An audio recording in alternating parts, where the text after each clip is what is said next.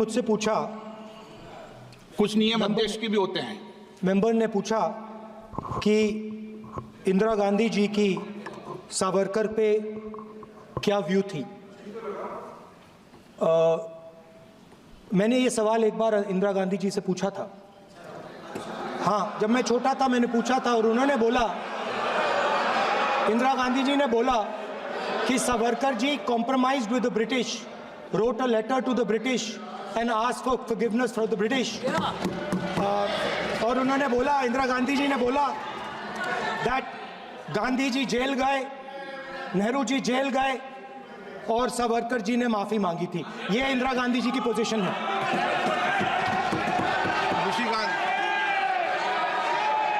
एक नाथ शिंदे जी वो बोलेंगे, महाराष्ट्र के ज्यादा सावरकर जी को जानते हैं, कोई आपको पता चलेगा कि आप बोले, बताएं आप। मैंने सिर्फ इंदिरा जी ने जो लेटर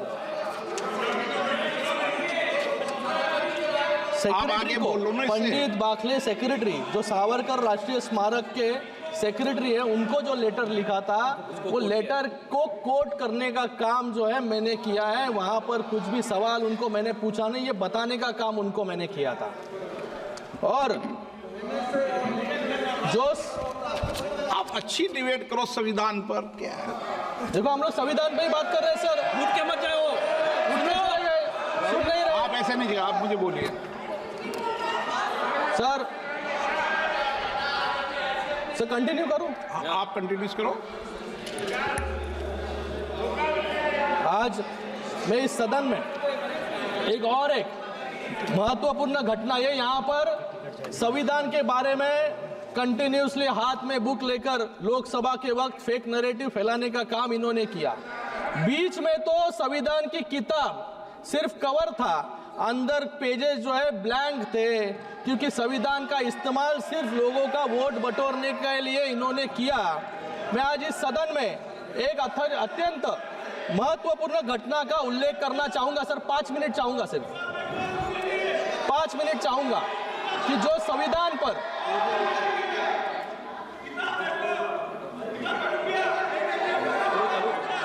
ये यहाँ पर संविधान के बारे में लोकसभा से डिबेट कर रहे हैं, संविधान खतरे में है, संविधान खतरे में है। लेकिन संविधान किसके राज में खतरे में था, ये मैं बताना यहाँ पर चाहूंगा।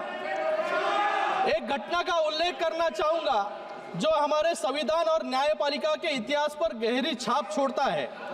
मैं बात कर रहा हूँ इलाहाबाद हाईकोर्ट के जस्टिस जगमोहन लाल सिन्हा जी की, जिन्होंने 1975 में इंदिरा गांधी जी को चुनावी भ्रष्टाचार मतलब इलेक्टोरल मैल प्रैक्टिसेस के लिए अयोग्य ठहराने का ऐतिहासिक निर्णय दिया। यह फैसला न केवल साहसिक था बल्कि न्यायपालिका की स्वतंत्रता और संविधान की रक्षा का प्रतीक भी था।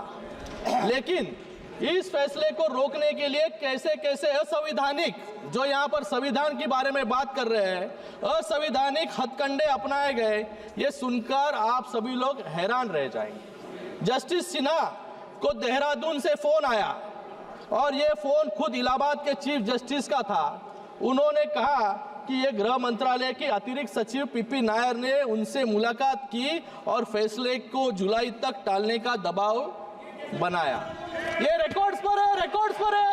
अरे मैं खुद नहीं बोल रहा हूँ, सबके साथ में सामने ये रिकॉर्ड्स पर है, आप रिकॉर्ड देख लीजिए।